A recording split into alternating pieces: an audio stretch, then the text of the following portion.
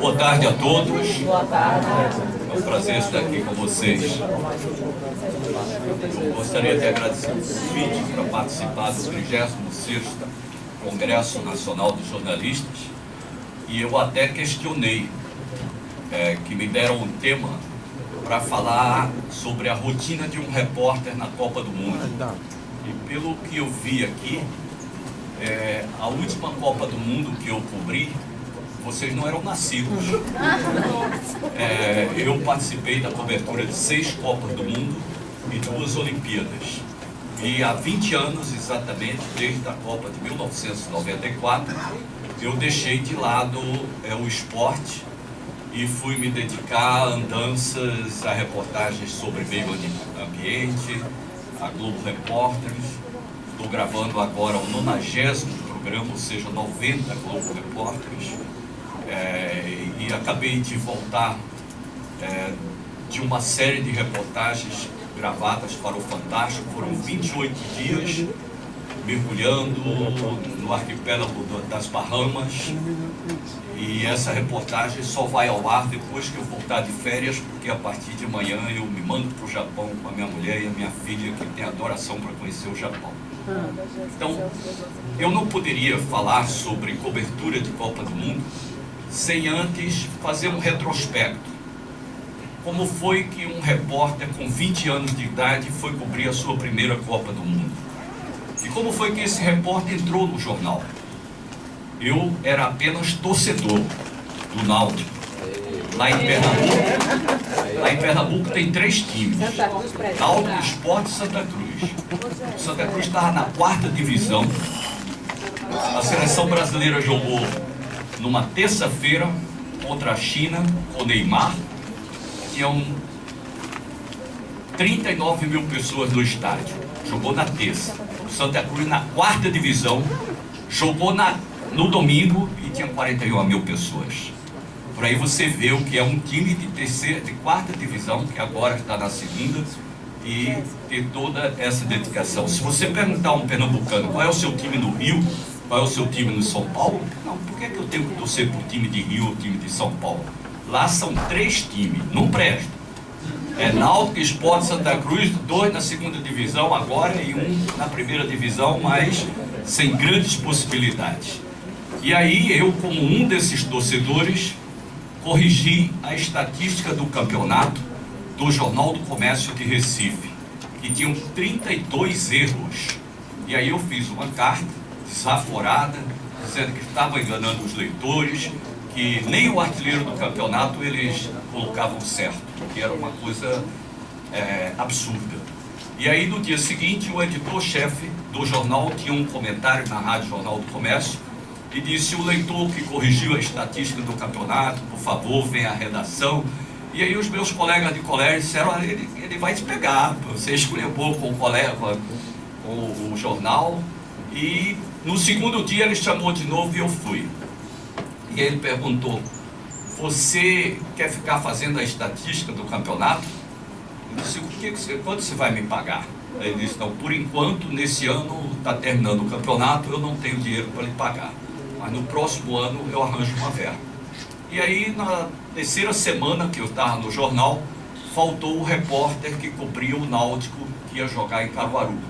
Eu disse: você quer ir cobrir o jogo do Náutico?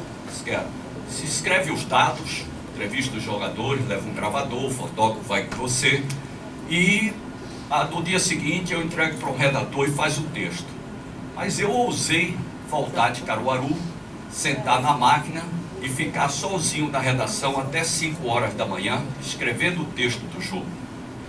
E rasgava, jogava fora, eu pensava, me baseava em Armando Nogueira, eu lia muito sobre esportes, até que ficou o texto como eu queria e eu deixei lá. E no dia seguinte eu vi que o que eu tinha escrito tinha saído integralmente do jornal. E ele me chamou e perguntou: disse: quem escreveu aquele texto para você? Eu disse: eu que escrevi. Ele disse: está melhor do que o repórter que adoeceu, você vai ficar fazendo o Náutico. E aí eu me tornei repórter. Naquela época não tinha curso de jornalismo, o curso veio muito depois.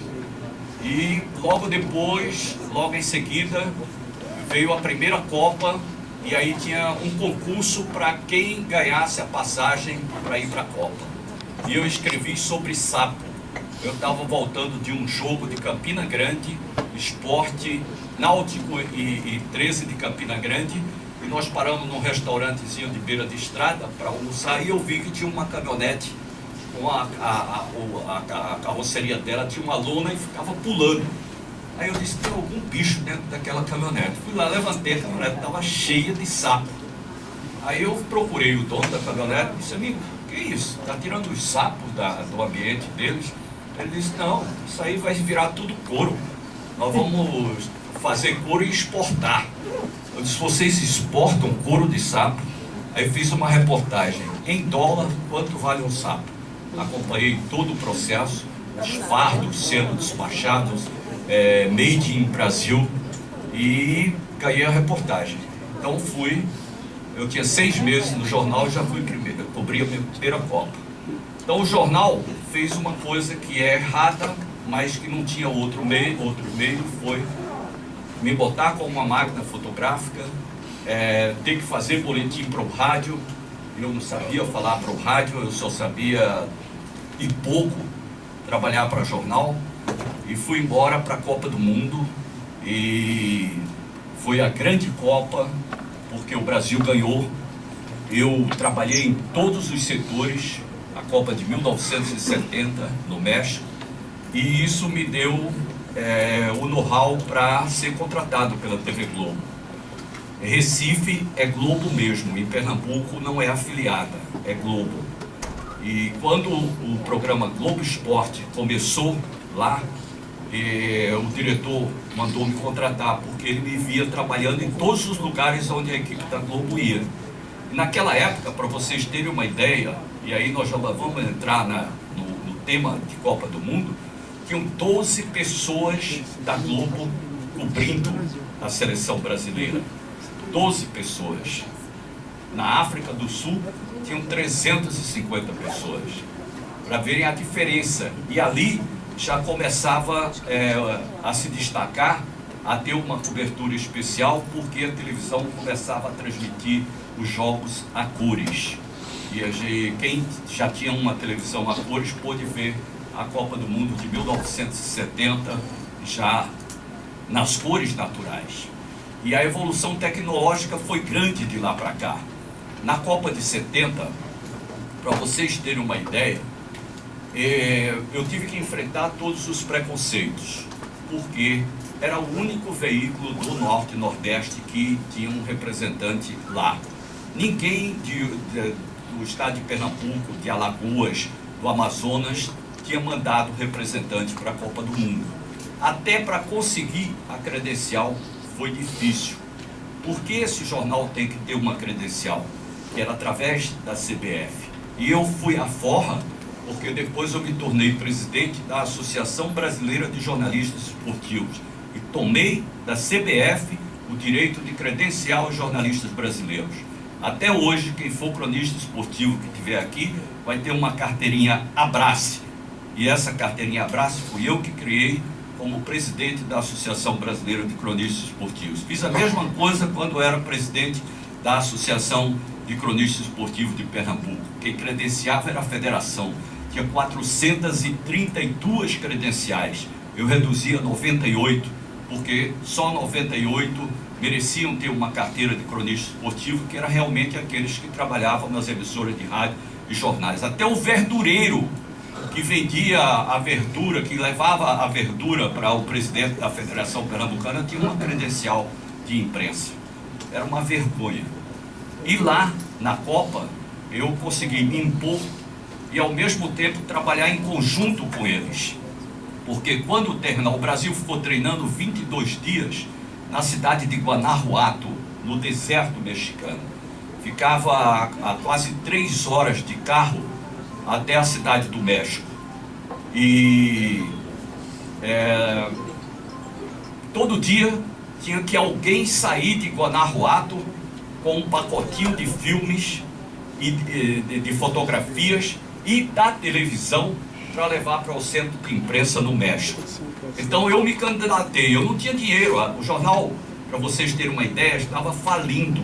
Eu peguei o dinheiro para ir para a Copa do Mundo de 1970 na boca da rotativa.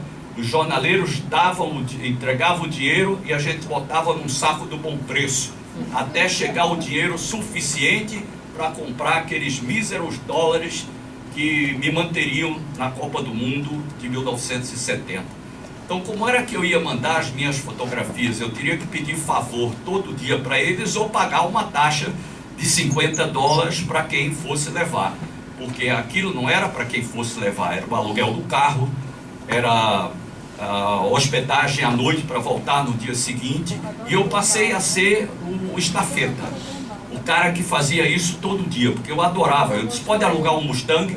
Pode alugar um Mustang. Eu saía de Mustang numa autoestrada, eu tinha um Fusca, e eu saía de Mustang voando, era para chegar em 3 horas, eu chegava em 2 horas e 20, até o início do trânsito da cidade do México, que é terrível.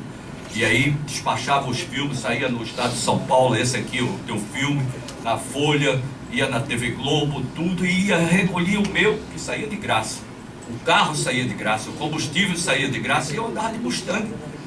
Cobria a Copa do Mundo de Mustang. E isso fez por onde eu ficasse amigo de todos, porque eles, de uma certa forma, dependiam de mim. Primeiro porque eu não gostava de trabalhar. Eles preferiam ir tomar uma cerveja, tomar uma tequila. Só tinham 2 hotéis em Guanajuato, o Parador de Santa Cecília, que era onde ficava a seleção, e o Castilho, que era onde nós ficávamos.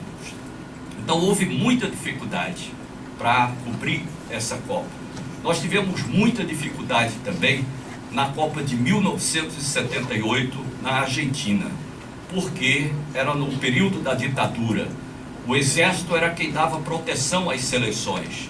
Eu fiquei na cidade de Rosário e lá era onde a Argentina treinava, e ao mesmo tempo tinha a Polônia. Então tinha que cobrir a Argentina e tinha que cobrir a Polônia. A Polônia ia abrir a Copa do Mundo contra a Alemanha, que tinha sido a campeã de 74.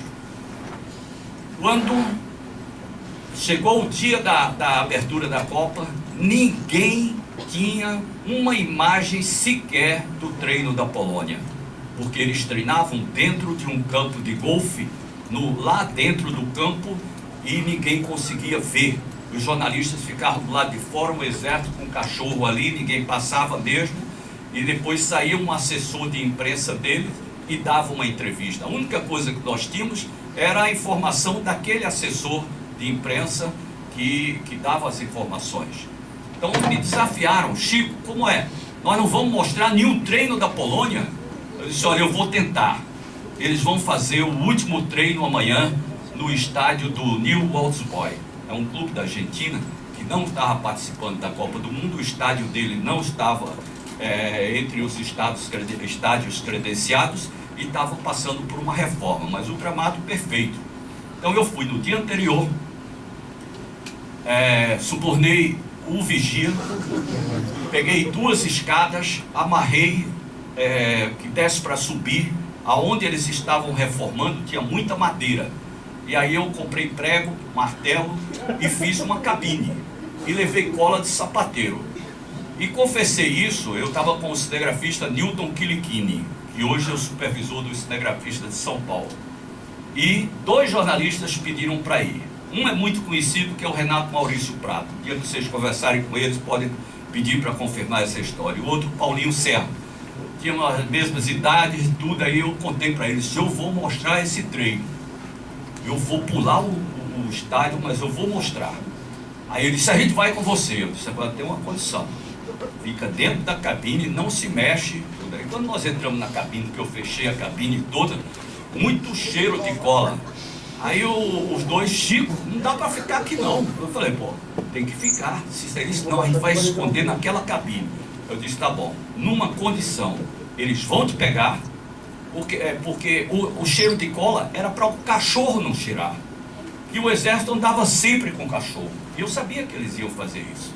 Aí o cachorro veio, passou, nem olhou pra gente, foi direto na cabine, pegou os 2, expulsaram do estádio. Os jogadores estavam tão certos que não tinha ninguém ali, que eles mudaram de roupa no meio do gramado.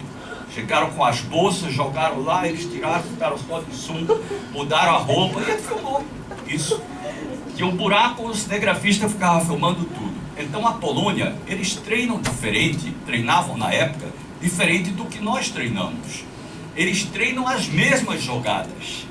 E eles tinham uma jogada que era o Lato, um dos melhores jogadores dele, e muito rápido.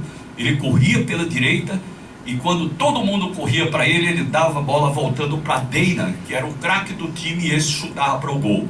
Ele fez 4 gols na Copa, assim, com essa mesma jogada.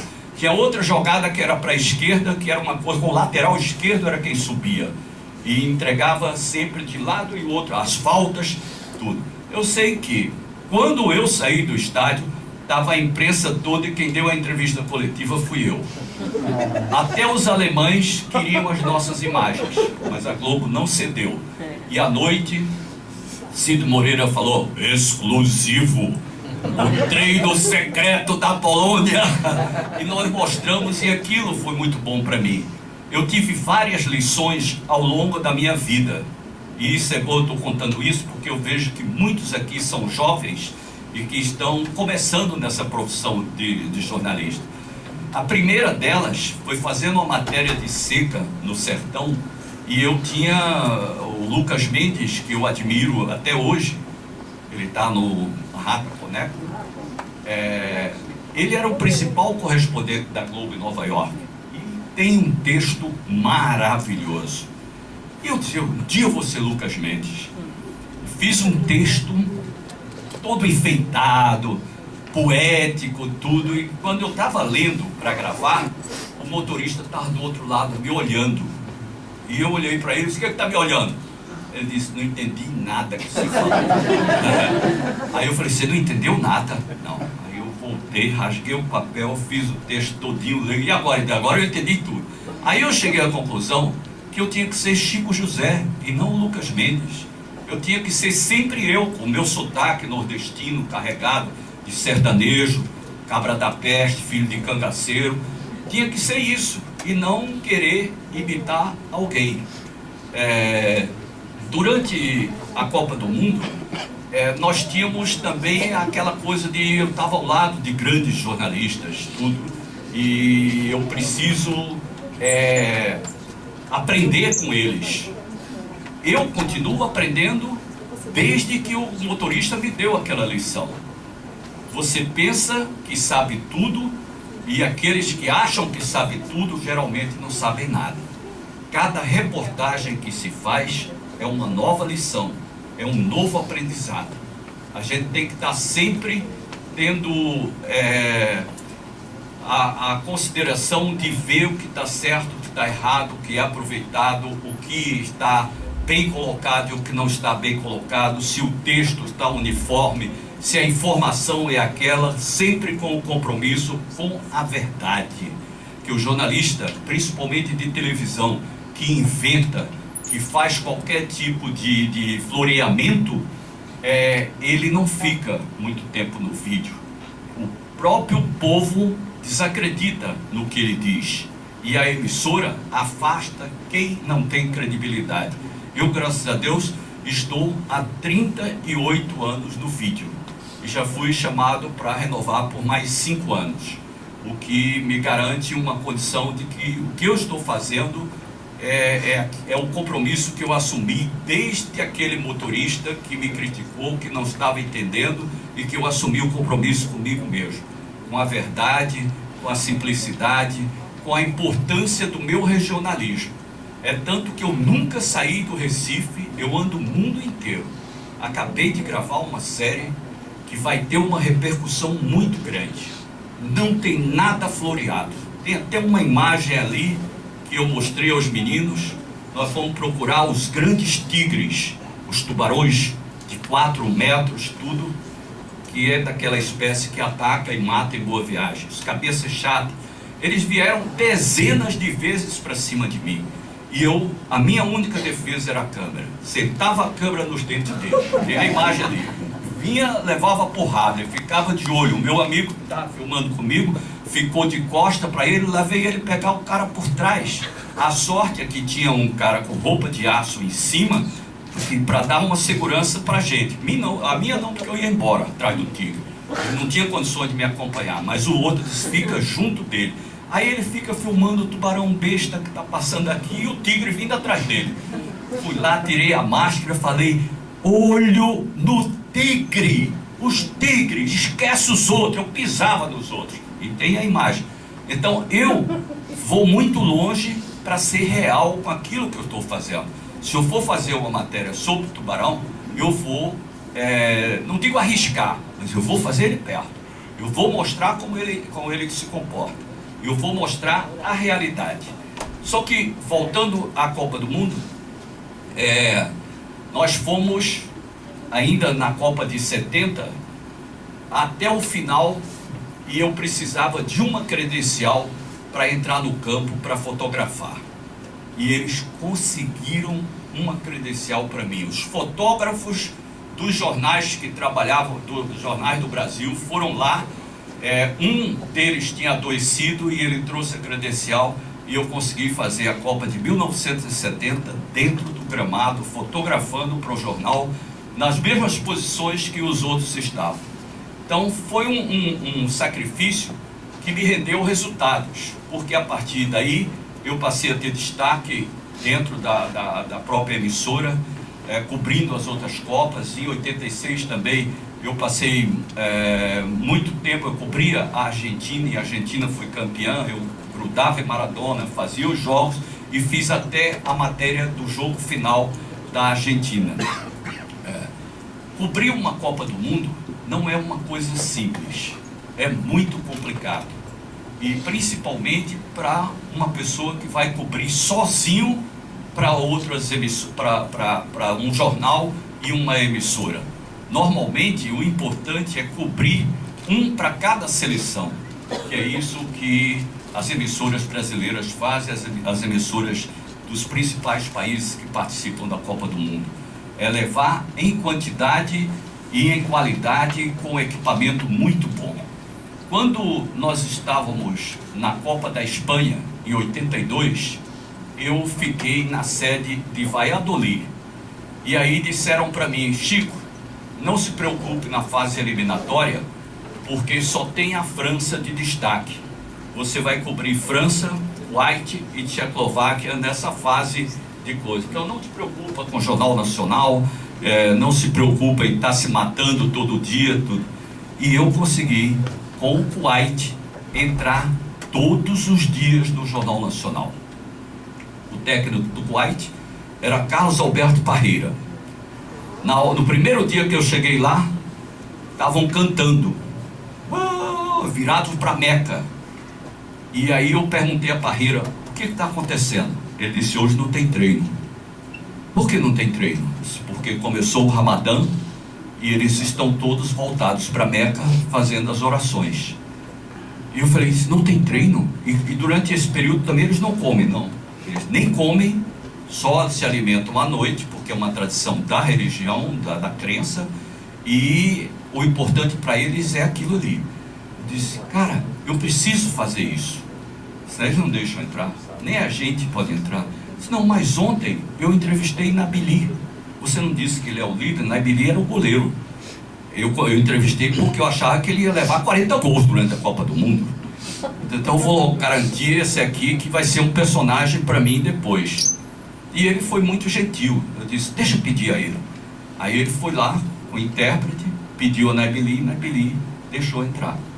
Então eu pedi a ele para voltar a cantar.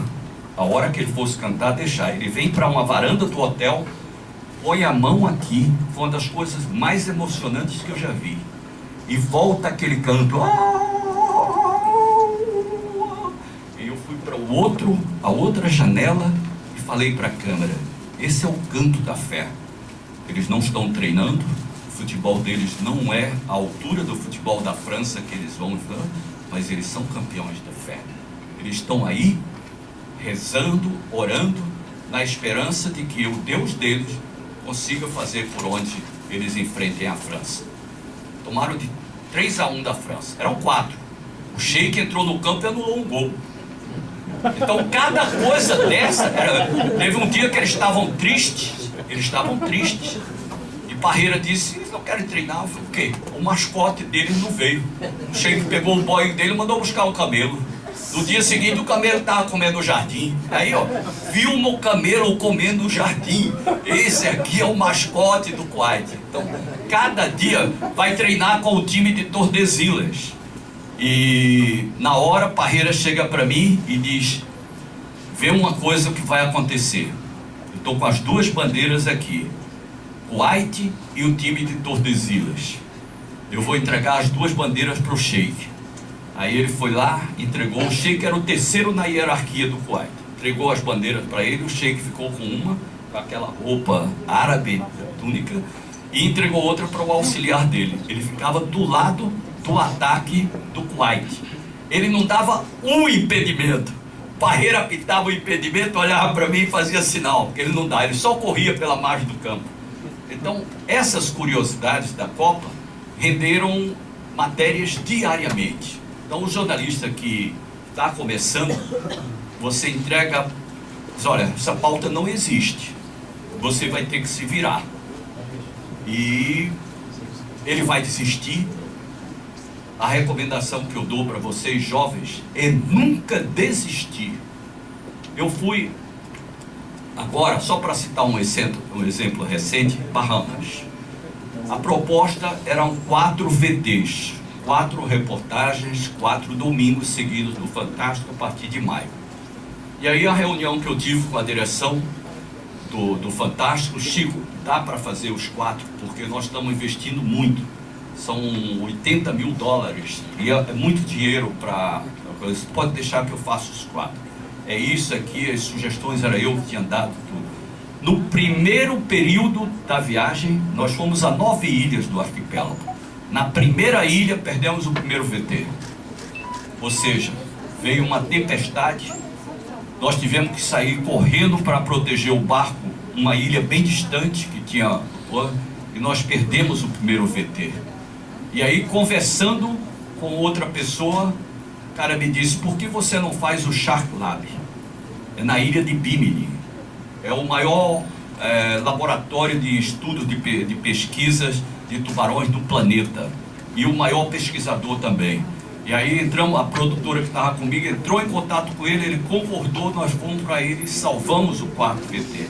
Então, sempre que não dá certo uma coisa, você tem que correr para fazer outra na frente.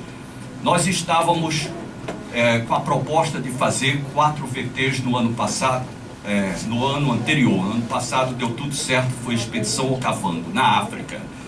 E aí, um dos VTs era procurar a palanca negra gigante, que é o símbolo de Angola. Está na bandeira, no dinheiro, em tudo lá tem a palanca negra. Só que durante a Guerra Civil, comeram as palancas todas. Os guerrilheiros não tinham alimento e mataram todos os bichos, está em extinção. Então nós perdemos a reportagem. E aí paramos para almoçar num restaurantezinho que não existia, só tinha caça. E eu ouvi na outra mesa, o cara que estava na outra mesa dizer: esse homem é seu fulano de tal, que vive com mais de 40 mulheres e tem mais de 150 filhos. Eu pulei da cadeira e fui lá e disse: amigo, existe isso? Tem um homem com 40 mulheres? Ele disse: tem. Aonde? Lá no deserto. A comunidade é toda dele. Eu disse: como é que eu faço para chegar lá? Ele disse: ó, vamos procurar. Saiu e disse: aquele lá sabe onde é. Chamei o cara, paguei para ele, o cara levou e foi um VT. Nós perdemos as palancas, mas o sultão do deserto teve mais destaque no Fantástico que se nós tivéssemos mostrado a palanca negra. E foi salvo por acaso. Então é acreditar sempre, seja na Copa do Mundo, seja no dia a dia de vocês. Se quer ser jornalista, tem que investir muito.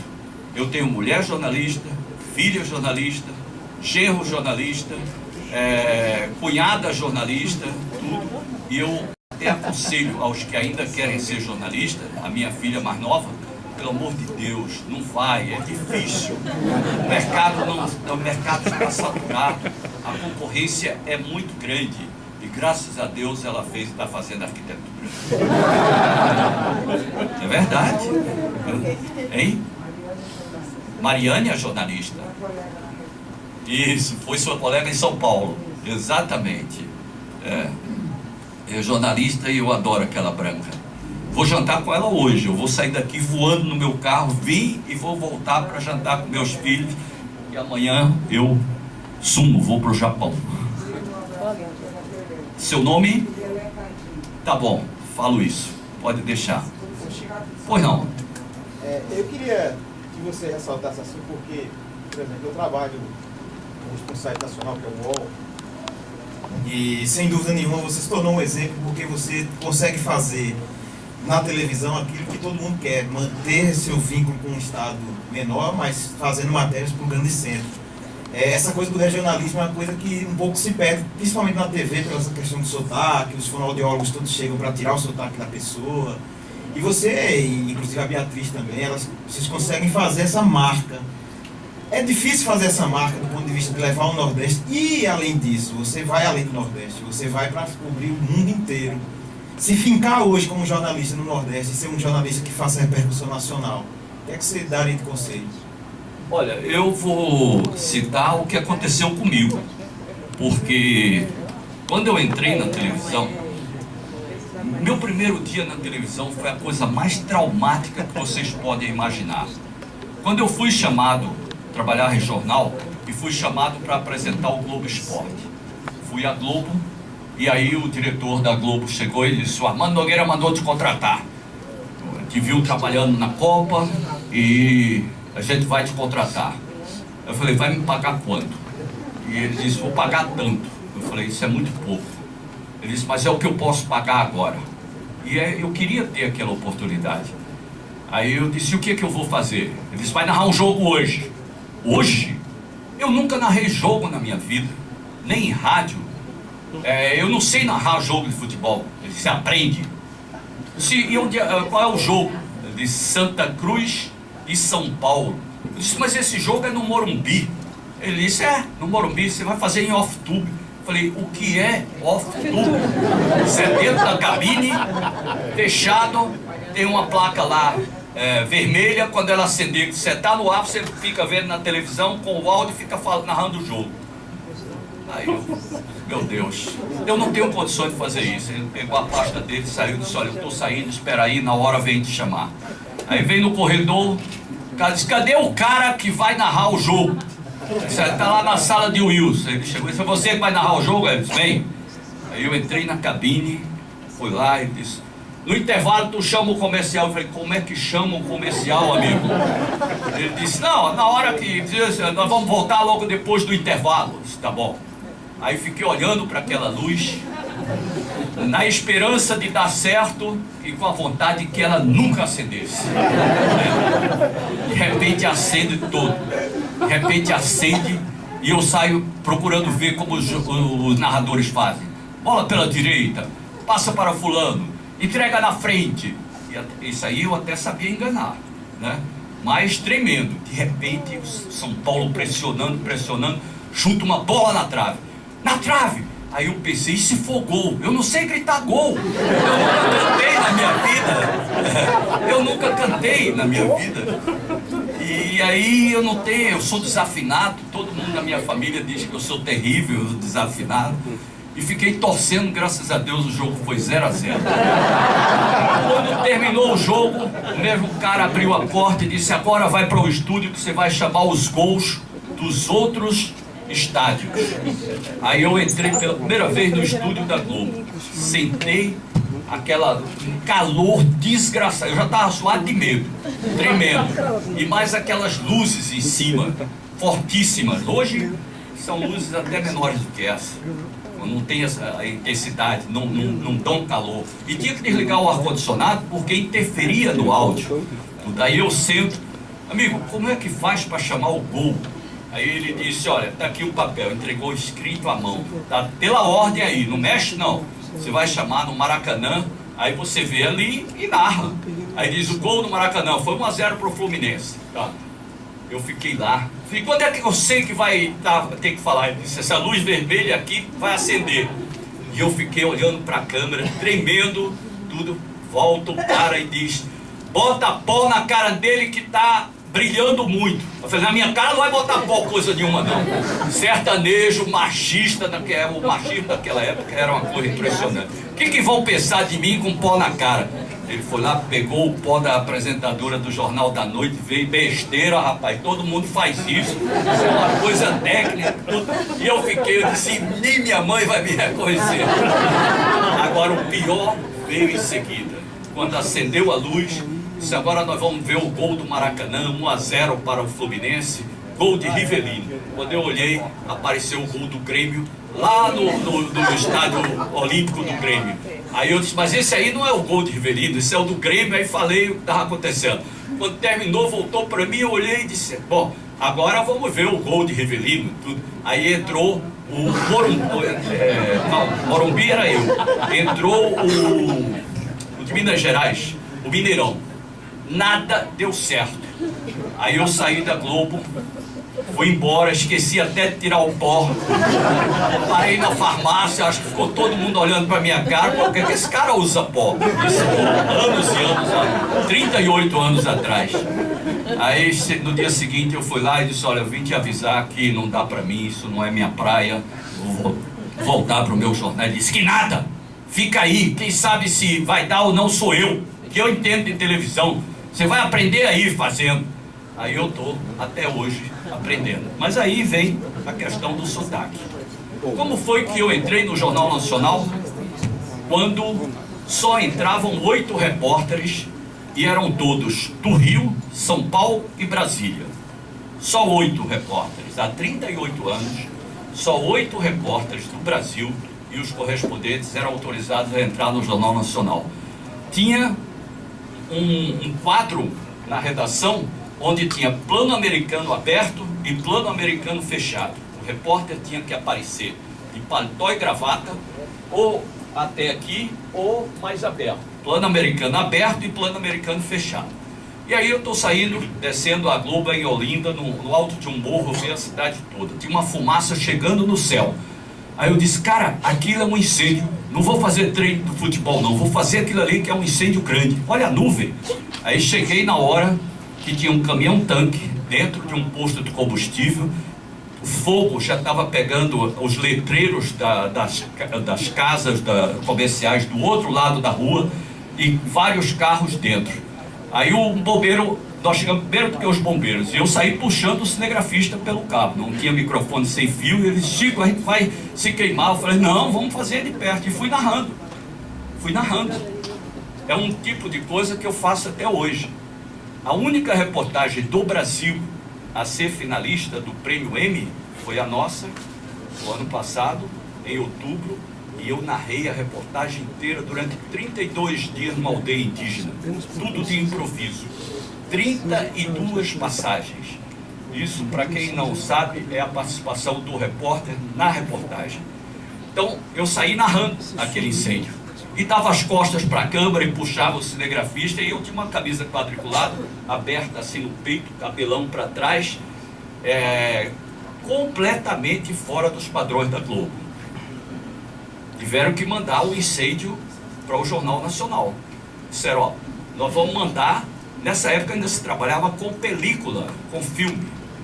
Tiveram que mandar para lá do jeito que eu tinha feito, e foi ao ar do jeito que eu fiz. Depois liga a diretora do jornalismo para o diretor da Globo em Recife. Quem é esse repórter maluco que fez essa reportagem? Quebrou todos os padrões da Globo, andando de costa para a câmera, falando o tempo todo, mas pelo menos ficou uma coisa muito autêntica, diferente, e a gente botou no ar. Manda ele para o Rio para cortar o cabelo dele, dar roupa para ele e mudar esse sotaque horrível que ele tem. Aí eu cheguei no Rio, era Márcia Mendes que dava roupa para os repórteres, em Ipanema. Fui com Márcia Mendes, uma mulher linda, que era apresentadora do jornal Hoje na época, e as boutiques de Ipanema só pegando camisa bonita. O paletó, tu não paletó não, que eu não uso paletó. Não, todos têm que... Não, eu não. Eu vou pro sertão de paletó, vão pensar que eu sou um espantalho. Ninguém usa paletó no sertão. E eu trabalho no sertão, na seca, não dá para usar isso não. Aí já quebrei outro tabu, era o tempo todo de camisa. Cortar o cabelo, não corta muito não, a gente. Mudar o sotaque é perda de tempo. Vou para a Glorinha Baltimiller, que até hoje é a maior sumidade em fonoaudiologia no Brasil. Ela ela cuida dos atores e cuida dos jornalistas. Hoje nem tanto, porque cada praça, cada afiliada, cada emissora Globo tem o seu fonoaudiólogo. E eu lembro muito bem, um dos exercícios era diga, ó linda. Não, era ó linda, eu falava ó linda. Ó linda, ó linda. Não tem jeito.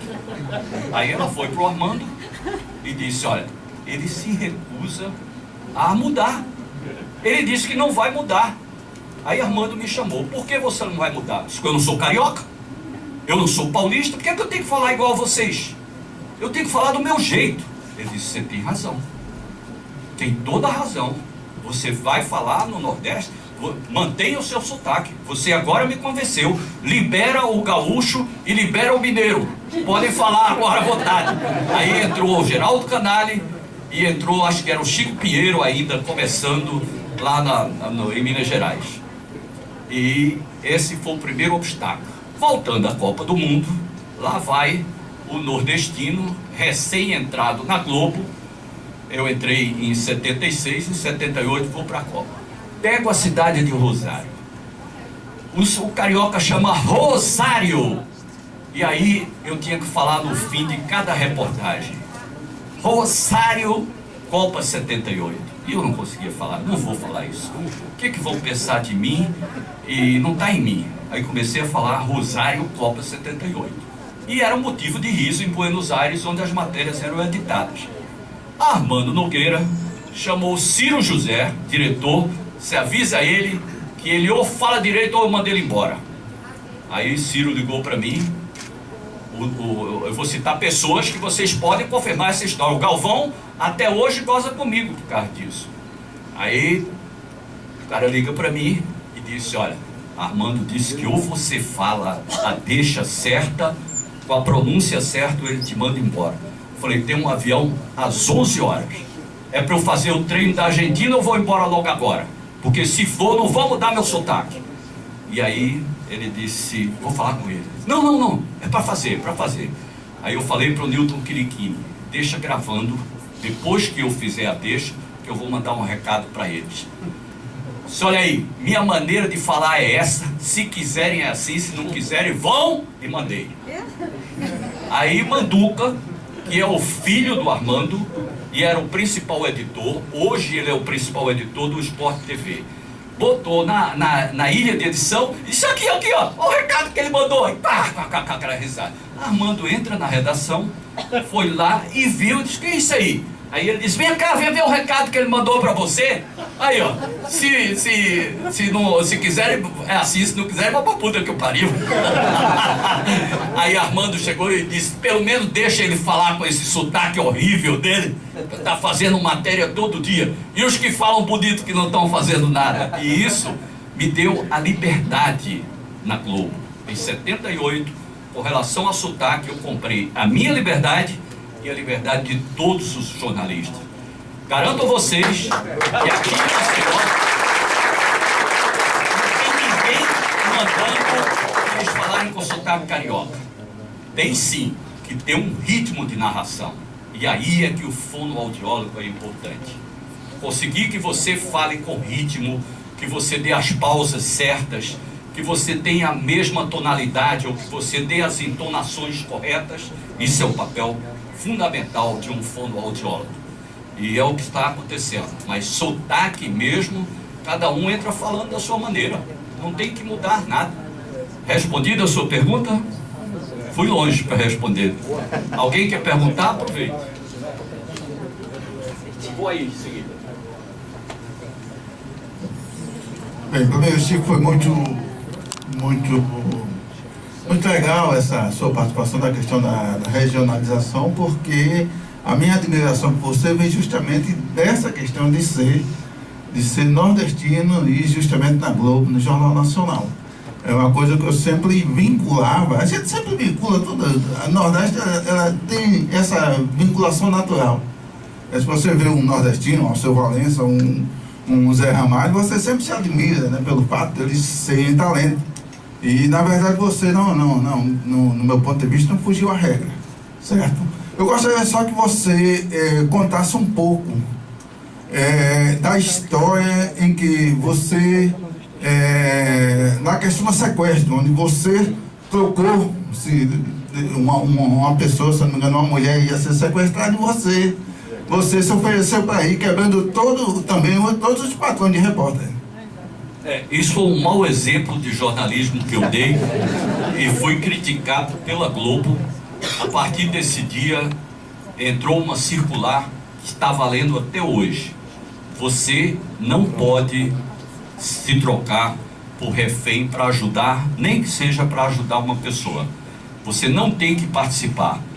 Armando Nogueira, logo em seguida, deu uma entrevista para a revista Playboy, onde ele diz: foi um delírio desse belo repórter. Ele não deveria ter ido no lugar da mulher grávida, porque jornalista não é para ser notícia. Só que o Armando, com toda a admiração que eu tenho por ele, ele estava dizendo isso em 6 páginas da Playboy, com fotografias em todas as páginas, onde ele aparecia mais do que a bunda da Hortência, que era a capa da revista. Era uma incoerência, mas eu concordo plenamente com ele. E a questão do sequestro, eu nem ia fazer aquela reportagem, já tinha uma equipe lá. Aí ligam do Rio, não, tem que ser o Chico, bota o Chico. Na hora que eu entro na parte de baixo do banco, estava a polícia e a imprensa, parecia um circo. E os bandidos, 6 bandidos, com 4 reféns no primeiro andar. E aí eles começaram a gritar: a gente só fala se for com o repórter Francisco José. O delegado dizia: ele não está aqui não, ele está aqui, a gente viu ele entrar aí agora. Aí o delegado veio falar comigo, eu disse: eu vou, mas vou gravando, que eu não sou intermediário de polícia com bandido. E saí, peguei o microfone, fui gravando, eles deram um tiro. Se vier com a luz, leva bala. Nessa época nós trabalhávamos com o sistema Matic, onde tinha a câmera e outro tinha que carregar o VT, e tinha um cabo separando os dois. O rapaz que estava levando o VT tinha apenas 3 meses de Globo. Se fosse a minha equipe, não teria problema. Ele escorregou de medo, caiu, teve até que ir para o hospital, de tanto que passou mal. E aí eu coloquei o microfone no chão, mandei o cinegrafista esperar e disse: eu vou falando alto para continuar gravando. Aí cheguei no lugar, era uma cena terrível, eram 3 mulheres, um gerente.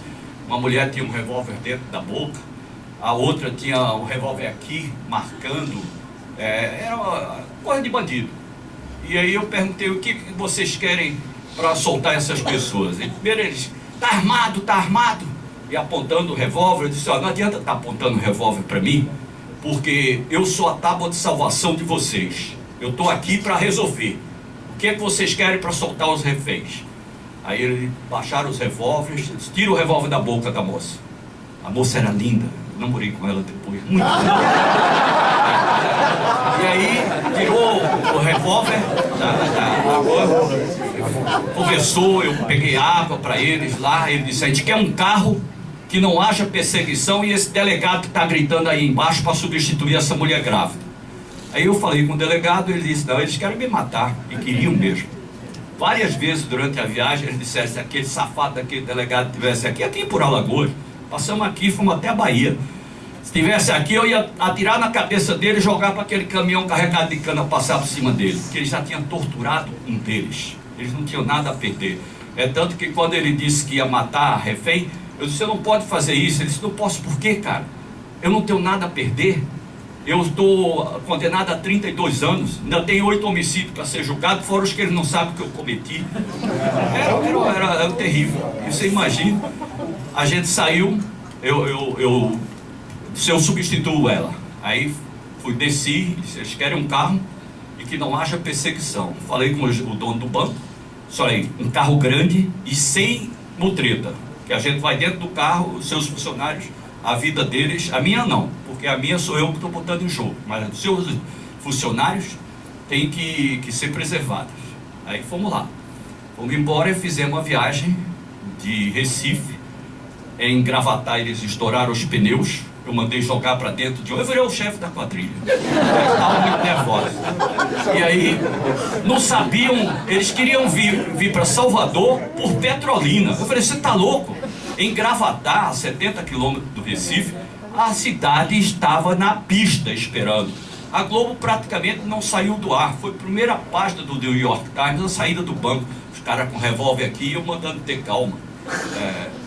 Resultado, fizemos uma viagem de 800 quilômetros, 10 pessoas. Em Gravatá, quando estourou o pneu, eu mandei botar no meio do pátio e eles queriam atirar, eu não deixava eles atirarem na polícia, porque aí morreriam todos. Eu falei, se eles estão atirando nos pneus e estão atirando no motor, deixa atirar. Vocês vão se entregar? Não, a gente não vai se entregar, morre todo mundo aqui. Eu disse, então pede, eu vou chamar o delegado e pede esse carro que atirou na gente, o carro da polícia. Vamos no carro da polícia, que é uma veraneio grande. A gente estava numa Santana quanto? Eu tinha um bandido aqui e a gerente aqui. A gerente, tudo bem, mas o bandido... e viajamos 800 quilômetros assim, abastecendo 4 vezes. Uma das vezes, numa cidade perto daqui, quando parou no posto, o cara vinha contando o dinheiro, o frentista. Quando ele chegou, que olhou, que me viu, ele fez isso. Eu falei, calma, calma, calma, abre a porta que eu mesmo vou abastecer. Peguei, eles mantiveram o cara na porta, eu fui lá, abasteci, disse, agora paga eles. Eles pagaram, disseram, fica com o troco, era dinheiro do banco. Fica com o troco. E isso foi a história do sequestro. Foi uma viagem, terminou num hotel de 5 estrelas, porque eles me entregaram o carro numa favela de Salvador e eu fui dirigindo para um hotel.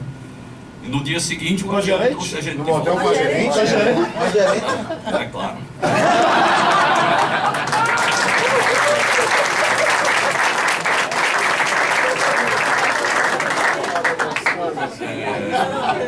Você que falou para perguntar, né? E depois dela? Tá.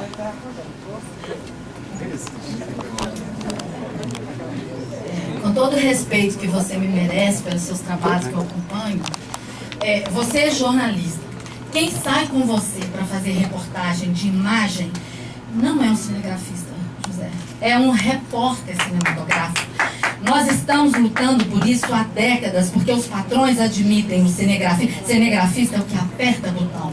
Com todo o respeito que o cinegrafista merece, um apertador de botão, mas um repórter que vai para a rua, que corre os riscos que você corre, ele é um repórter cinematográfico. A lei permite que ele tenha um registro no SRT, no Ministério do Trabalho, como jornalista / repórter cinematográfico.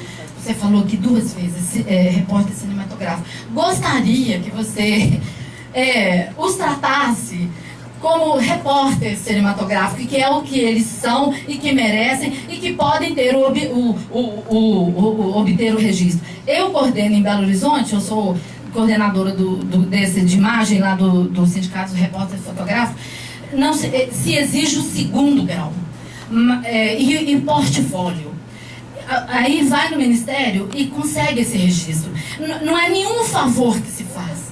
O Ministério não faz nenhum favor. Por que eles são registrados como cinegrafistas? Porque eles pertencem a outro sindicato e ganham um salário menor. Radialistas. Os repórteres cinematográficos são jornalistas, tanto quanto nós. Obrigada. Vera Godoy. Vera, eu vou te explicar uma coisa. Eu estou escrevendo um livro, certo? E todo mundo oferece os livros ao pai, à mãe, aos filhos. E a primeira coisa que eu escrevi foi a minha homenagem, em homenagem aos heróis anônimos que usam uma câmera para mostrar a emoção, registrar as imagens e raramente aparecem. Independente que o nome seja repórter cinematográfico ou cinegrafista, eu vou chamá-lo sempre de cinegrafista. Não adianta você dizer repórter cinematográfico. A palavra cinegrafista não diminuiu o profissional, de jeito nenhum. Pelo contrário, eles gostam de ser chamados de cinegrafista. Em todos os estados do Brasil, eu já trabalhei com cinegrafista. Esse é o discurso das empresas. Em relação às empresas, para ter um melhor Não, em salário. todos os estados do Brasil, eu já trabalhei com cinegrafista desses estados.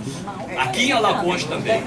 Se você tiver oportunidade, procure na sua cidade ou em qualquer outro lugar. Você já trabalhou com o Chico José? Ele respeita vocês? Não há um repórter no Brasil que respeite mais o cinegrafista do que eu. Aquele que você chama de repórter cinematográfico e que é um repórter cinematográfico, porque ele é um jornalista. Nós sabemos, só que a palavra não diminui o que ele é. Ele é repórter cinematográfico. Só que ele próprio diz: eu sou cinegrafista.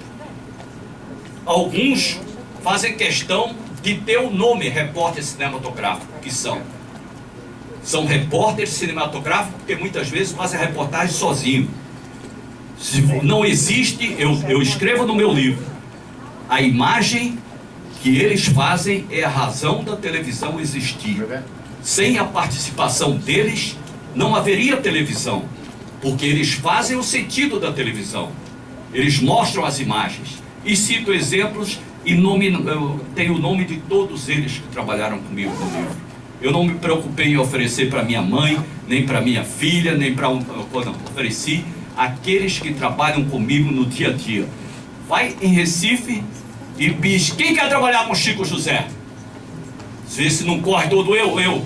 Para ir para os gorilas na África, era uma matéria difícil. E eu cheguei e procurei saber quem é que está na vez para ir. E todo mundo, eu. E a gente, todos queriam ir, mesmo para a reportagem mais difícil, onde ele correria risco de vida. Ela está pela ordem, ela, depois você. Boa tarde, eu sou Pelé Cardim, sou do Sindicato dos Jornalistas do Estado de São Paulo. Trabalho há mais de 40 anos em televisão, fui uma das primeiras repórteres de vídeo. Eu saí da última hora, quando estava fechando, com o Samuel Wagner estava deixando a última hora, e eu fui para a televisão. Quero dizer o seguinte: quando surgiu o evento da televisão, a televisão antigamente, quando ela surgiu, era só novela, era rádio teatro, o pessoal de rádio teatro passou para televisão. Assis Chateaubriand, que era dono dos Diários Associados, pegou os cinegrafistas dele, porque eu sou do tempo que saía com a Bolex, ou um ACP, com 400, 800 pés de filmes, e ia para líder, para fazer a cópia, para depois ir para a televisão. Era muito trabalhoso, então o progresso foi até bom nisso. Mas sempre foram cinegrafistas, não houve uma confusão, não diminui. Desculpe, deixa eu falar, eu vou chegar lá, porque também, espera um pouquinho, eu não te dei a palavra ainda, por favor. Por favor, eu vou chegar onde você quer. Ninguém mais do que nós, do Sindicato de São Paulo, defende a categoria. Eles estão lá nos radialistas, e muitos deles têm mais. A TV Globo, a TV Cultura, a TV Bandeirantes e o SBT não aceita se o operador de câmera não tiver o registro de jornalista, repórter cinematográfico. Por uma questão de nomenclatura e de fácil de colocar, foi cinegrafista. O próprio cinegrafista diz: eu sou cinegrafista. O seu Assis Chateaubriand levou todos os cinegrafistas que ele tinha, os fotógrafos, que se tornaram cinegrafistas, e alguns faziam um documentário para o Jornal da Semana, para o Primo Carbonari, que não tinha televisão na época. A televisão para os repórteres cinematográficos surgiu depois do evento, veio a Copa de 70, e o Assis Chateaubriand levou os fotógrafos e se tornaram cinegrafistas, fizeram um curso nos Estados Unidos e voltaram como cinegrafistas. No tribunal, no Ministério do Trabalho, sai repórter cinematográfico. Por uma questão de a forma coloquial, é colocado, o crédito sai cinegrafista. Isso não diminui nada. Não adianta, filho. As empresas fazem isso. Não é empresa, é o próprio cinegrafista que prefere isso. É o próprio cinegrafista. Agora, ele está como repórter cinematográfico. Ele está como repórter repórter cinematográfico e o crédito sai como cinegrafista. Olha, na realidade, o crédito, se você vai falar sobre o mesmo assunto, eu peço a você para deixar de lado, porque eu tenho que ir embora. Ela tem razão. O crédito, pelo menos na Globo, sai imagens, não é nem cinegrafista. Tu é contratado como seletista? Do processo seletista? Não, eu sou repórter. Não, o contrato lá na Globo é pejotização. A maioria do que presta serviço à Globo, primeiro, a gente é contra a pejotização. Isso aí é uma forma de terceirização da gente é contra. Eu quero que vocês se explodam sendo contra. Mas o Viu? osso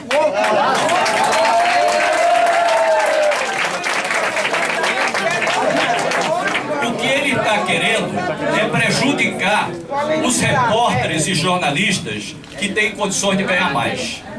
Porque para ganhar mais, tem que ser contratado como empresa. Se não, vai ficar pastando como funcionário e esse sindicato fica o tempo todo aporreando para eles ficarem nessa situação. É isso que acontece. Desvio de conduta, coisa nenhuma. Eu é que decido. Eu quero ser pessoa jurídica, eu sou pessoa jurídica. Quem quer ser, ninguém é obrigado, não. Vocês é que ficam atrasando a vida. Se fosse atrás de vocês, eu estava pastando até hoje. Não é nada disso. Gente, alguém quer mais vamos encerrar? Olha, é uma descortesia com o companheiro. Vamos tratar de uma coisa. Não é patrão, gente. A gente cobrando o patrão, o sindicato faz isso. Boa tarde, meu nome é Luiz Cláudio, sou do Sindicato dos Jornalistas de Goiás. E, Francisco, eu queria saber, voltando ao tema, né, que é sobre Copa,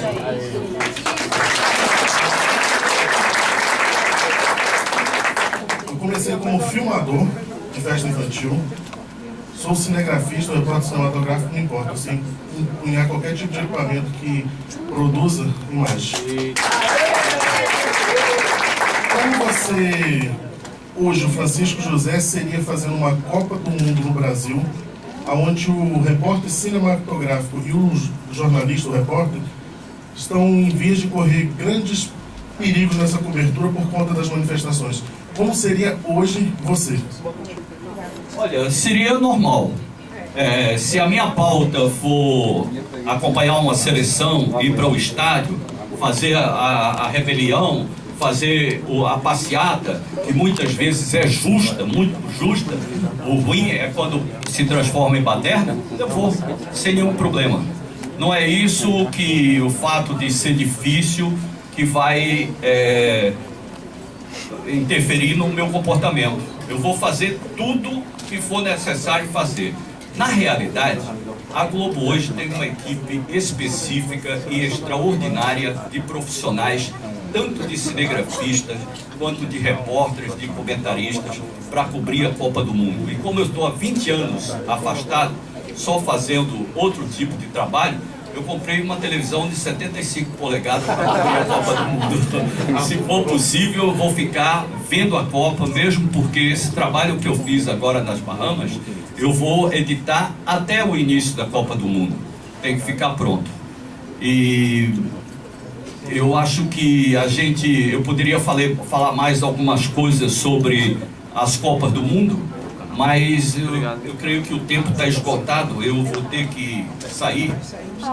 Tem mais uma pergunta aqui para ser feita. Eu vou responder mais 3 perguntas, tá bom? 1, 2 e 3. 4, 5, tá bom. Qual a grande reportagem que falta para o Francisco José no currículo? Ou cada pauta, cada matéria dada a você é a grande reportagem? Olha, a grande reportagem é sempre a próxima. Você não sabe como eu estou vibrando com o trabalho que foi feito nessa série. Nós fizemos coisas realmente diferentes de tudo, pesquisas que são feitas, lugares onde os terremotos atingem e afundam os navios, e esses navios hoje são refúgios da natureza, e nós vamos conseguir mostrar tudo. Então, normalmente, a reportagem é sempre a próxima. Boa tarde, Chico. Iano, de Manaus. Barbosa mandou um abraço para você. Obrigado. Chico, você na sua trajetória mostra que se tornou um repórter multifacetado. Você mergulha, sabe mergulhar, você se tornou praticamente um especialista em Amazônia. E eu gostaria que você indicasse um caminho correto para quem está iniciando ou já está nessa trajetória e pode, de repente, desviar a forma de trabalhar. O ideal é se tornar esse repórter multifacetado ou não, focar o seu trabalho numa determinada direção e se especializar em algo. É fazer o que você já está fazendo, o que a Daniela Sayag fez. Porque tinha épocas que para ter uma matéria na Amazônia, dizia, manda o Chico, caiu o avião da Varig no meio da Amazônia, eu tive que sair de Recife e procurar um avião dentro da Amazônia. Tudo era um repórter que ia de algum lugar, os repórteres da Globo que faziam. Com o tempo, hoje todos os repórteres das praças estão no caminho certo, cada um melhor do que o outro, cada um procurando fazer o seu trabalho, alguns já consagrados na sua praça. E isso eu lembro, qual é o congresso que está agora lá? 18º, 19º, 20º, aquele encontro regional da rede. 18º, né? Eu fui o palestrante do primeiro. E estavam os donos da rede amazônica na frente. Tinham acabado de fazer uma reforma inteira. O prédio, câmeras maravilhosas, tudo. Aí eu virei para ele e disse, doutor Felipe Dal, não é só investir no equipamento e na qualidade da imagem. O senhor tem que investir no pessoal, pagar salários melhores e treiná-los. Foi aí que uma vez por semana ia alguém da sua emissora para Recife, ficava lá um tempo, ia para o Rio e voltar, e assim formaram-se os bons cinegrafistas que tem lá, os bons repórteres cinematográficos que tem lá, e os bons repórteres, como você, cada dia estão se destacando mais. Boa tarde. Sou um grande fã seu, certo? Assim, minha pergunta é bem simples. Eu gostaria de saber, eu acho que todo mundo perguntou sobre a profissão, mas eu acho que antes de ser jornalista, você é um ser humano, então qual o medo hoje do Chico José, na idade que se encontra, né, fazendo com a experiência que você tem, qual o medo teu hoje? Olha, eu não tenho medo de ter, eu tenho medo de entrar num centro cirúrgico. No ano passado, eu caí na montanha, estava gravando o Globo Repórter e caí. E romperam os 2 tendões, mas eu não sabia o que era isso. Mandei até o cinegrafista, o meu amigo, puxar o braço. E ele puxou, piorou mais ainda. E eu fiquei 14 dias com um braço só, gravando o Globo Repórter. Dei a cavalo, mergulhei, fiz tudo com o braço imobilizado. Quando eu cheguei no Brasil, fui para o centro cirúrgico. Aí eu morri de medo. Falei para a anestesista, quem vai pegar na minha mão? Ela disse, você está com medo? Eu falei, estou morrendo de medo. Entrar num centro cirúrgico, eu sendo paciente, eu morro de medo. Mas eu sou um cara realizado, eu tenho uma família maravilhosa, eu tenho meus melhores amigos são os cinegrafistas, eu tenho amigos em todos os lugares onde eu vou, então eu não preciso de mais nada. Se daqui para lá o carro bater e eu morrer, eu morro feliz.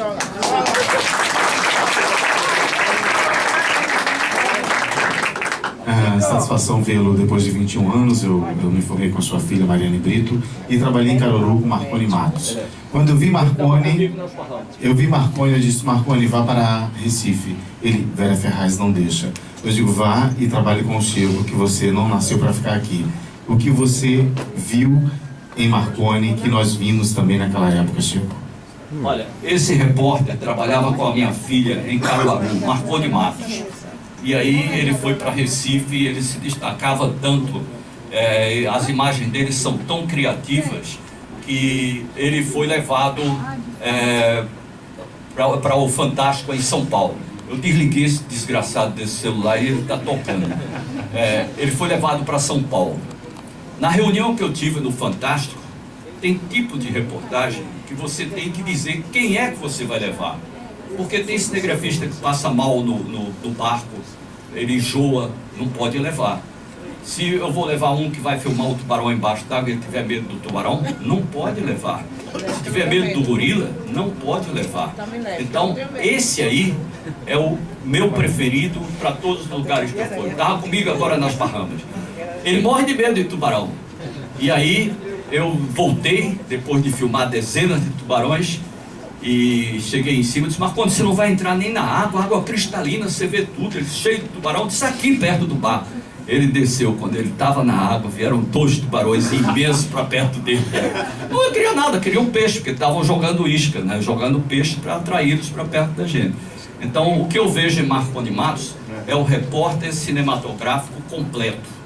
Aquele que se preparou, aquele que saiu do interior do Nordeste, aproveitou as oportunidades que teve no Recife, e depois, hoje, ele é o mais procurado de todos os cinegrafistas do Fantástico. Todo mundo quer trabalhar com Marconi Matos.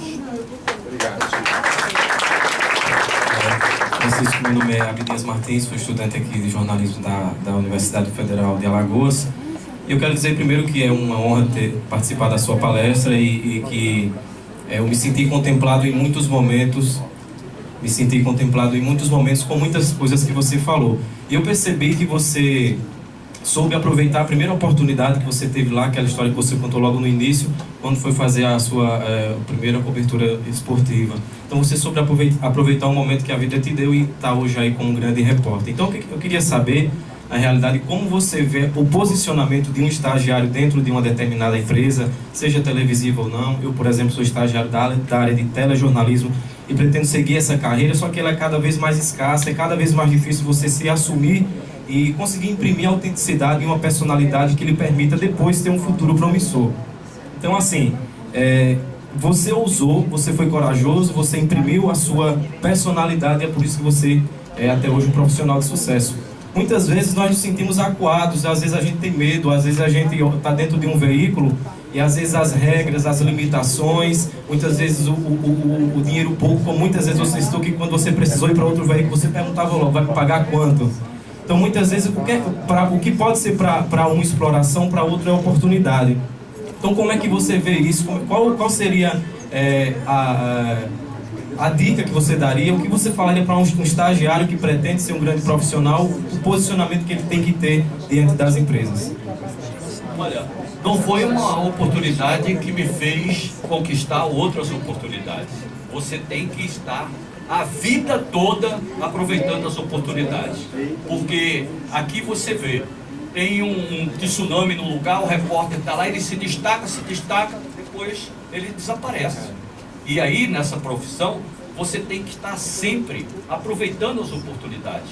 Termina uma, dá um tempo, curte, se esconde, depois outra pauta para ser marcante.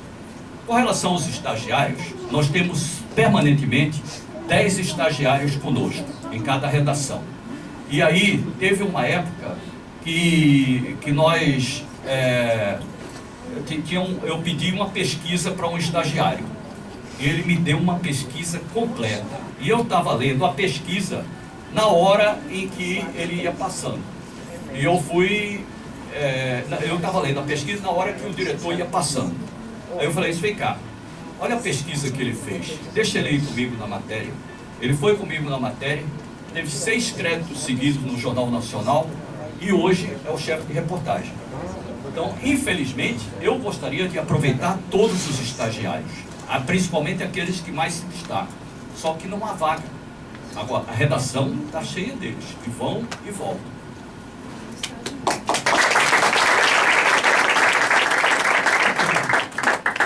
Meu nome é Ângela Marinho, eu sou jornalista do Ceará.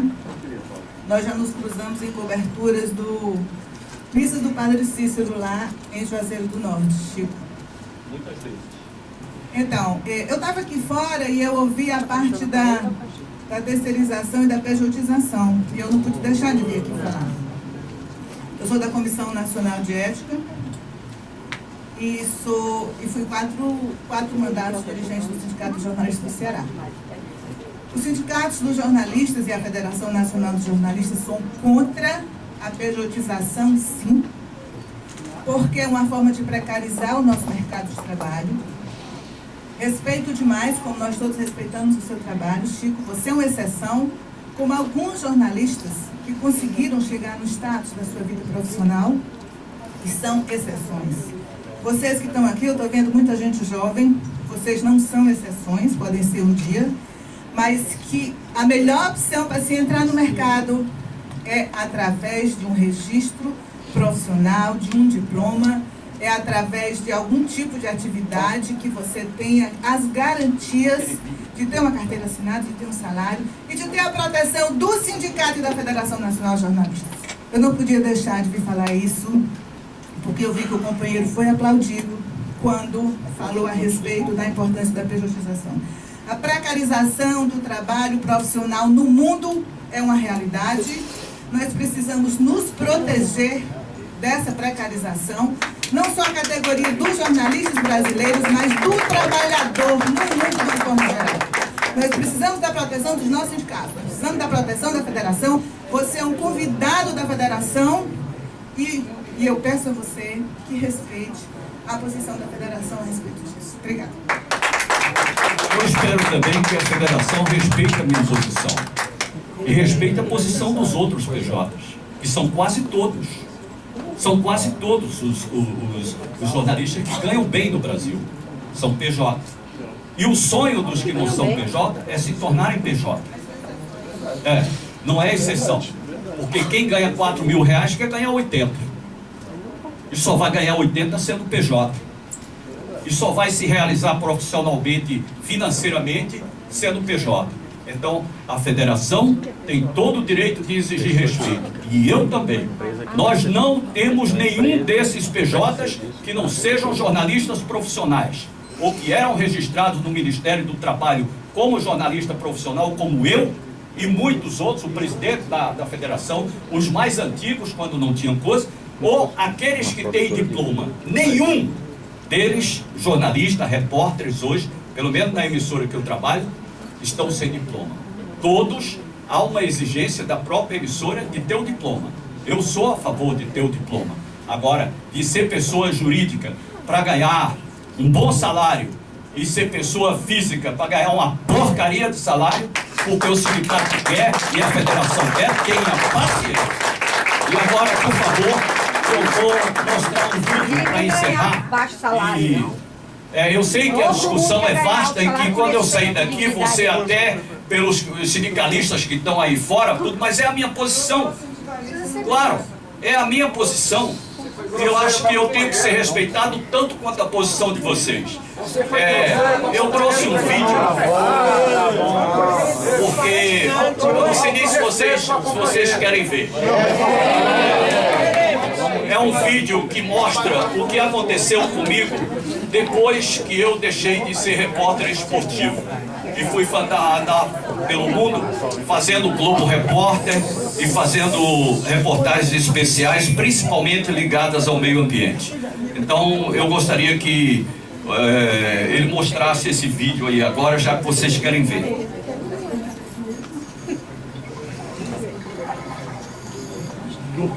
Não é isso não. Esse aí é o tubarão. Esse aí é o tubarão tigre. Dessa viagem que eu fiz agora. É um que tem reportagens. É um resumo de reportagens com um show de edição.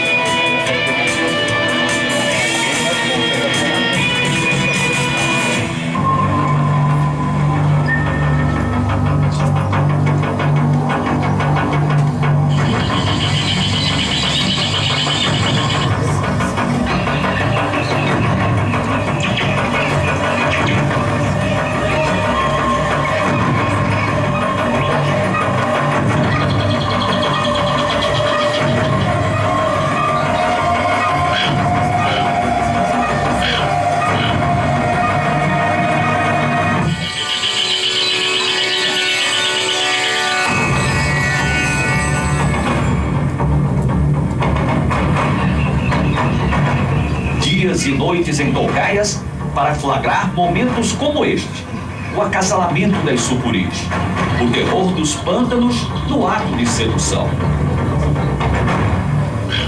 Temos que passar por baixo da vegetação para encontrar o esconderijo da sucuri. ela fica sempre no meio dos galhos e troncos caídos. Depois de tanto sacrifício, finalmente, o encontro com a sucuri. Primeiro, vimos o rabo. Depois, ela apareceu inteirinha na frente da câmera. Fez até careta.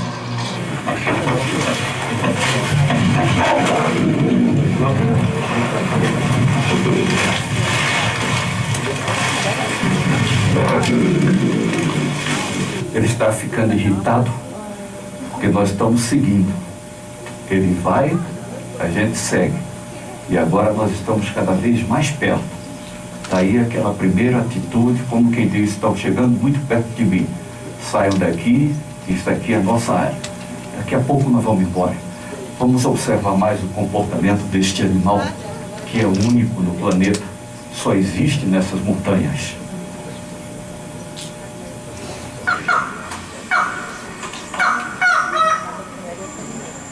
As vozes da floresta. Em tantos dias de caminhada silenciosa, acabamos ouvindo o mais misterioso dos cantos. Ele se esconde na parte mais fechada da mata. Encontrá-lo é o sonho de todos os seres humanos que andam pela floresta. Ouvi-lo é um privilégio. Ele tem o canto mais belo e harmonioso de todas as aves brasileiras. Diz a lenda que quando o irapuru canta, até as outras aves calam. Vamos fazer silêncio agora, que ele está cantando.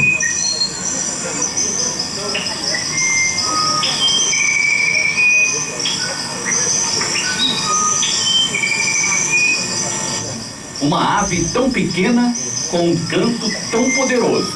É como um tenor que solta a voz para deixar a plateia extasiada. Olha o tamanho da unha do dragão. É um parente distante dos monstros pré-históricos. De repente, outro dragão vem correndo para cima da gente. A câmera quase cai na correria. O dragão é veloz. Parece faminto e furioso. Sai daí. Para ver quem ele vai atacar primeiro. Os dois bichos estão nos cercando. Eles são imprevisíveis, ágeis e vorazes. Um deles fica imóvel. É aí que mora o perigo. Quando menos se espera, ele ataca. O dragão come um porco inteiro de uma vez só. Tritura os ossos e engole tudo. Está sempre com água na boca. Essa baba é um veneno mortal. É o ponto mais alto da Serra das Confusões.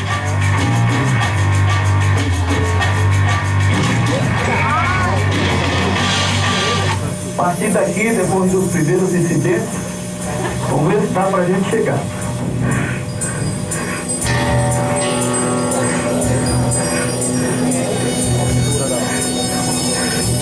É um balanço, hein? Estamos chegando. Estou vendo a floresta já de perto aqui. Nunca foi tão longa a descida, hein? Os golfinhos nos levam para o alto mar. Essa água azul turquesa é um convite para o mergulho. Descemos para 22 metros de profundidade. E logo eles chegam. O primeiro passa rápido como um torpedo entre nós, mas volta lentamente, cheio de charme, e passa se enroscando pela plantinha. Vai até o tratador e volta. Eles fecham os olhos no contato com a plantinha. Os acrobatas do Caribe têm o hábito de coçar a barriga numa pedra entre os corais. Eles procuram sempre a mesma pedra.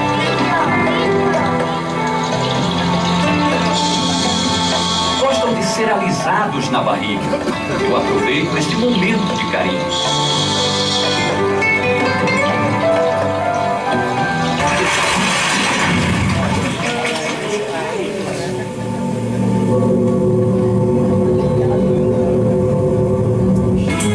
Ao sul da África, já na área do deserto do Kalahari, o Parque Nacional de Hwang, com 14 mil quilômetros quadrados, é do tamanho da Bélgica. Aqui vivem mais de 400 espécies de aves, 107 de mamíferos, quase 10 mil leões e a maior concentração de elefantes do mundo. Com esse patrimônio natural, Hwange, no Zimbábue, é uma porta aberta para a vida selvagem. Os tubarões mais perigosos costumam ficar solitários ou em grupos de no máximo 6.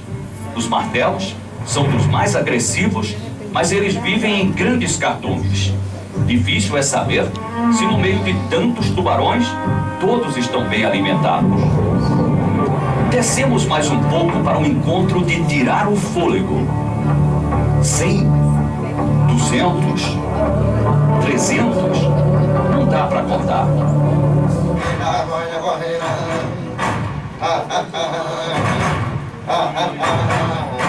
Começa a mais longa maratona de rituais das comunidades indígenas do Brasil. 7 meses de danças, cantos, orações, pescaria e oferendas. Tudo dedicado aos espíritos.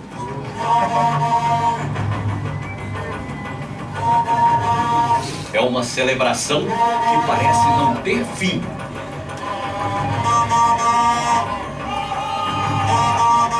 Dia e noite.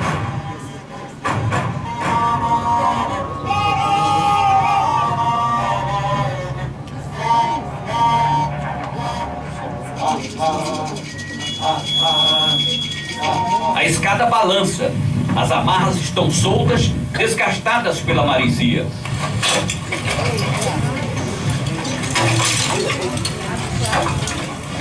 Olha só, tá faltando escada aqui. Olha o degrau da escada. Vou tirar o degrau. Pronto, saiu um degrau. É assim que eles estão. Chegamos aqui no meio da corredeira de uma cachoeira bem no coração da floresta. Emocionante mesmo. Nem a perícia do piloto impediu que as corredeiras virassem nossa voadeira. Seguimos avançando pelo delta. Estamos em tempo de cheia e toda a planície está alagada. É muito difícil passar por aqui. Em algumas situações o carro fica assim, ó, coberto. Tem momentos que ele parece que vai virar. E muitas vezes atola. E não é nada agradável atolar numa área que está cercada de leões e elefantes. Mas nosso guia é muito experiente, nós confiamos muito aqui no Stanley e tudo está dando certo. Vamos atrás dos leões que nadam. De repente, os leões começam a surgir. Estavam escondidos nas moitas. A batalha vai começar. 4 leoas estão posicionadas bem aqui à nossa frente. Elas vão sair cercando a manada de búfalos que está do outro lado. As leoas sempre tomam a iniciativa na hora do ataque. Esta aqui se abaixa em posição de combate, mas é posta para correr. Os búfalos têm uma estratégia. Os animais maiores e mais saudáveis fazem um cinturão em torno da manada. Prestem atenção agora. 2 câmeras flagram um momento de tensão.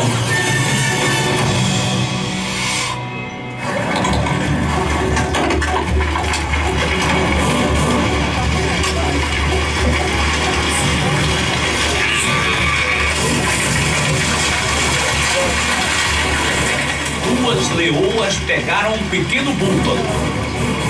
Mais uma vez, a reação dos adultos mais fortes é imediata.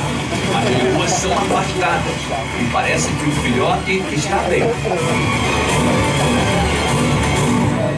Mas as leoas precisam conseguir alimento. Elas voltam ao ataque, dessa vez mais agressivo, e derrubam o mesmo filhote.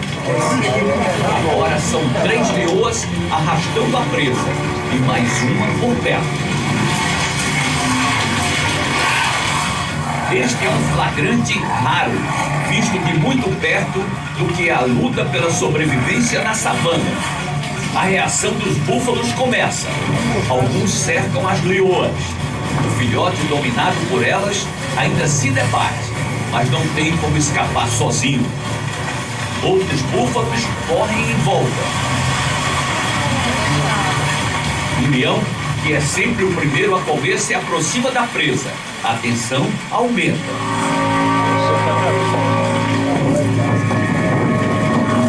Agora, os búfalos parecem prontos para reagir. 2 dos mais fortes partem para o confronto e afastam os leões.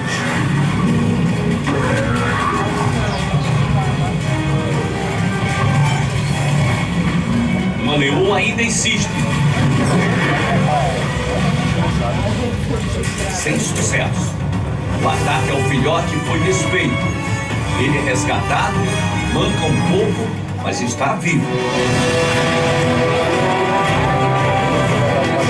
Os 2 grupos permanecem frente a frente, enquanto a manada faz uma longa fila e deixa o local. Os búfalos mais fortes ficam na retaguarda, fechando o caminho dos leões. Hoje, os búfalos venceram. Perigo no coração da África. Nossa equipe está cercada de hipopótamos. Em pouco tempo, o canal está cheio de hipopótamos. Aqui é o domínio deles. Embaixo de cada par de olhos que vemos na superfície, mais de 1,5 toneladas está submersa, pronta para reagir. Fomos muito longe no nosso barco até que o guia decide voltar. É preciso chegar ao acampamento antes do anoitecer. Na volta, os hipopótamos estão todos dentro do rio, inclusive com filhotes, quando se tornam mais perigosos. Nós temos que voltar para a nossa base. O pôr do sol está começando e os hipopótamos estão no meio do canal. Olha o tamanho do bicho. E quando ele mergulha, aí é que tem o risco, porque ele pode vir por baixo do barco, pesa 1,5 toneladas e vira facilmente um barco como esse. É o animal que mais mata na África. Então nós temos que ter todo cuidado nesta área de risco. Mas o nosso piloto é experiente. Ele saiu ali, nós estamos passando por trás dele. Agora é um bicho bonito, né? A gente desiste quando chega aqui e vê a altura. São 43 metros, correspondente a um edifício de 15 andares. Ok? Ok?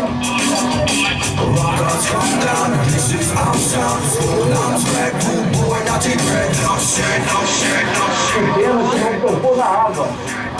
Vou ter que saltar de novo. Agora eu vou tentar chegar até a água. Por isso eu pedi para pular de novo.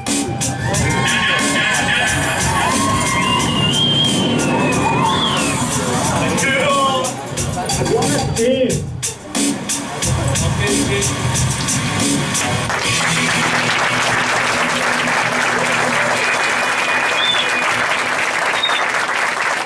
Cada uma desses episódios tem uma razão de ser. Descer na corda porque aquela floresta é cercada por aqueles penhascos. Nunca ninguém tinha feito nada lá e são coisas impressionantes que tem ali.